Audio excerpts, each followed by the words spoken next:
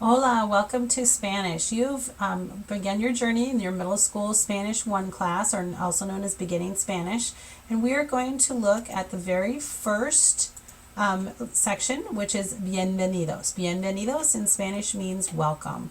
So the premise of this is that your father was appointed as a diplomatic post in Spain, and so you're going to be living in Spain for a year and attending a school with international students. So our cultural focus is going to be on the country of Spain. In the first modules, you're going to prepare for your trip by learning some basic phrases.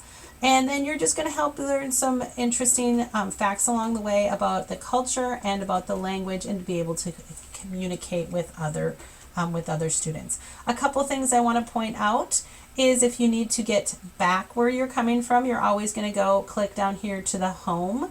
If at some point you have a question about a word that you don't understand and you don't remember learning, you can always look at the dictionary.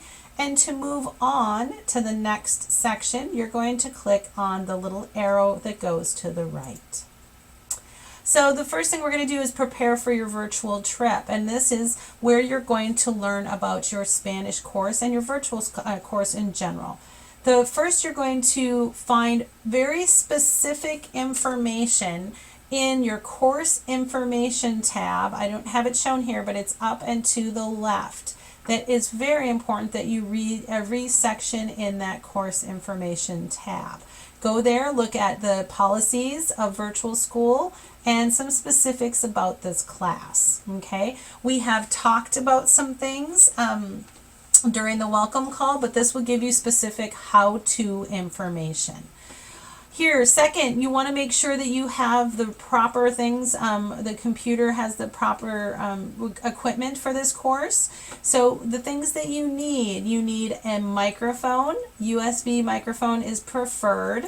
You need speakers or headphones so that you can listen to the lessons, and you will need to print things at times. So those are the material that you need. The textbook itself is included in this website. The last thing that you need to prepare for your virtual Spanish class is that you need to understand what a pace chart is and how that works. It is very important that you stay on pace. Your teacher will talk to you about being on pace, as well as your parents, and perhaps maybe your guidance counselor, your administrator, or your lab facilitator. So there is a chart below that tells you which pace chart that you should do. And you are going to, unless you've been told otherwise, everyone will be on the traditional pace. The traditional pace. That is going to be a separate recording where we go over the pace chart, but just keep in mind you will be on the traditional pace. Next, we're going to look, there are certain rules for submitting assignments. They have to be followed in this way, or your work will not be graded properly. Rule number 1, you're going to complete all the work as directed in the lesson, and you always want to keep a hard copy for yourself. If there's technical problems, you want to be able to have that hard copy that if worse comes to worse, you could show your Spanish teacher. When you save your files, notice the format that we want you to save it in. Your last name, the assignment number. So Jones underscore 1_303 Practica would be a good name, way to name your assignment.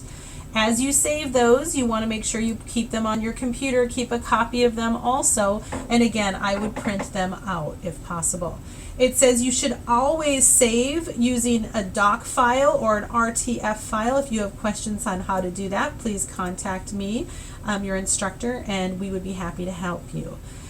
You will need to use accent marks in Spanish, so you do need to know how to do those. You will click on this link. There's going to be another video to show you how to do accents, but you would click on this link to have, if you need to know how to do that.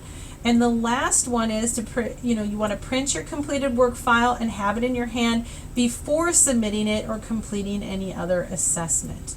If you have the assignment saved and you have a hard printed copy, then when you go to take the assessment, you are going to be prepared in order to put those, to upload your assessment.